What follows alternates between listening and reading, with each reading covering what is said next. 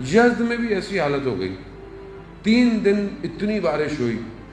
کہ زندگی مفلوج ہو گئی، لوگوں نے اوپر پناہ لے لی، کام ختم۔ غلام رضا یزدی شخص کہتا ہے میں نے دیکھا کہ رات کو اپنے گھر کے صحن میں آئے، اپنا امامہ اتارا اور خدا کی بارگاہ میں ہاتھ پھیلائے، پروردگار میں ان یزدیوں کو جانتا ہوں،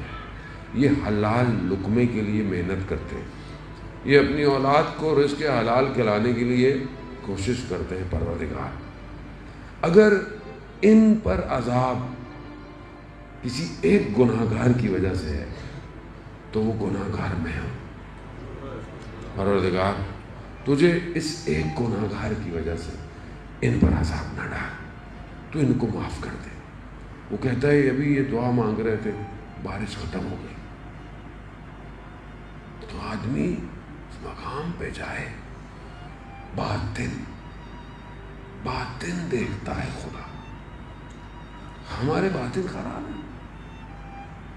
ہم جس چیز کو نوچ رہے ہیں دنیا کچھ نہیں دے گی، صرف افسوس اور شرمندگی ہے بس۔